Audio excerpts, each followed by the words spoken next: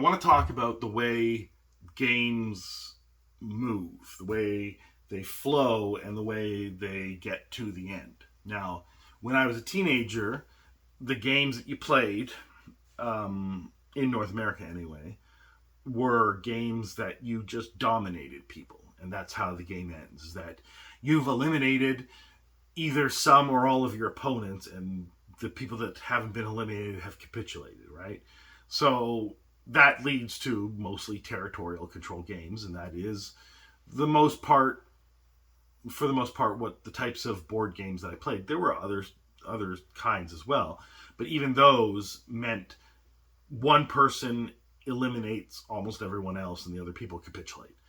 And even when you look at Magic the Gathering, and you look at Commander, that's pretty much what it is as well. But then the Euro games, and for the most part, it was the Euro games that did this, have different structures for how the game ends, whether it's a set number of turns, and then there's a final turn, and that's how the game ends. Or there's a set number of victory points, and once someone reaches that threshold, there's one more turn. Or there's different things happening on the board, and when this supply is exhausted, or this thing has been captured, or this many meeples are on this space or this space, then the game ends.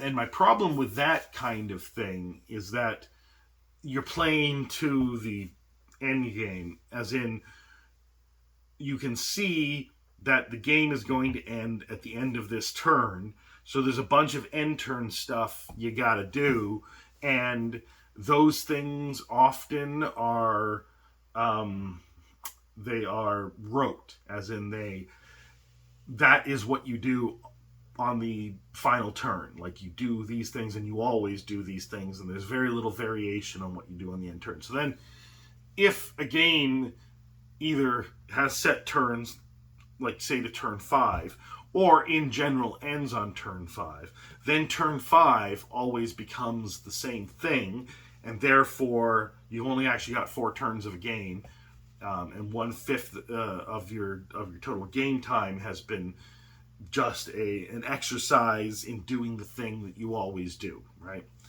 And I think that I prefer the open-ended, like, you have to dominate, right?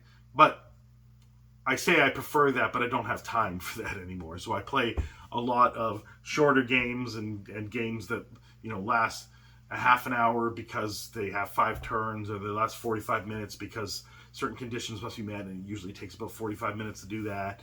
Or even shorter games that last like 5-10 minutes because they're very simple, and there's, people quickly get to that point or whatever, right? So I understand why people prefer those games, because those are the games that I'm also playing, because I don't have an unlimited amount of time like I did when I was a teenager. But I think that, I still would rather, if I had the time, to play the open-ended games where you have to dominate, right? Because it's much more satisfying, because you often forget how quickly this game is going to end, right?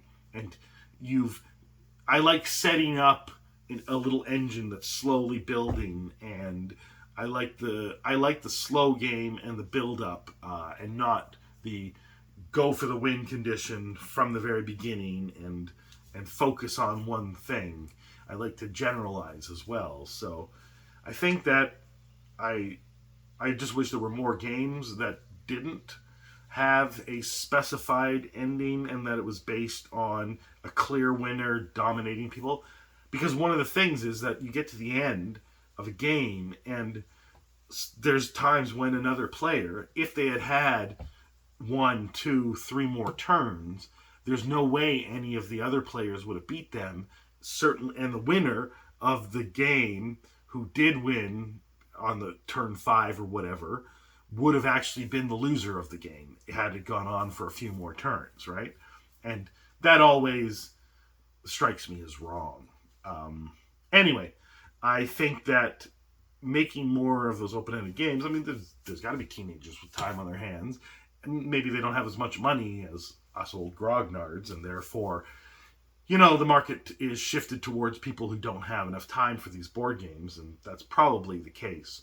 So, we're probably mostly going to get games like that. But I would be interested in knowing more about different games and their end conditions that aren't arbitrary and standardized, and they aren't, it isn't a set number of turns, it isn't a set number of conditions that must be met, or a victory point threshold, that it's more about you have dominated and therefore you've won. You have eliminated enough people, or they've capitulated to you, or something like that. I'd like to know more about those types of games. If you're watching this and you are, I guess, you've got a long list, share it in the comments.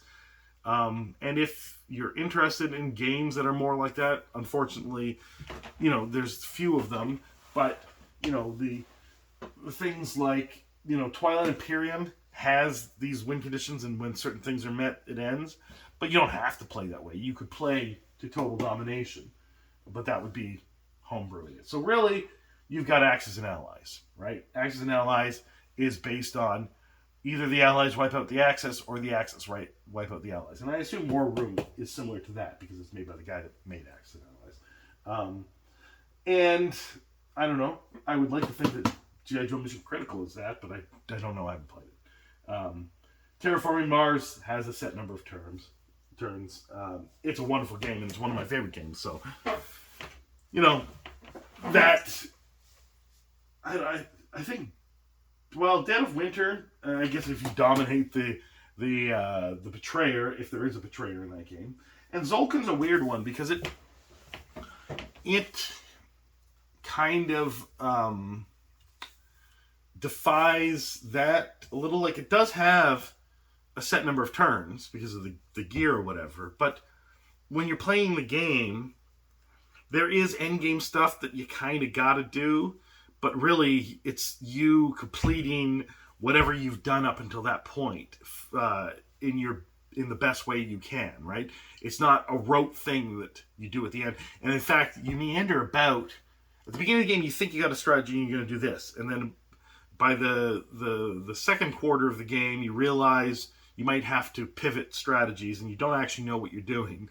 And then the third quarter is you in the pivot of the new strategy, and then the fourth quarter is you fulfilling it. So that might be one of the reasons why I like Zolkin so much. And yeah, so let me know what you think about games and how they flow, and the different types of games that have maybe a more domination kind of style, as opposed to I won because I did the right things in the last turn.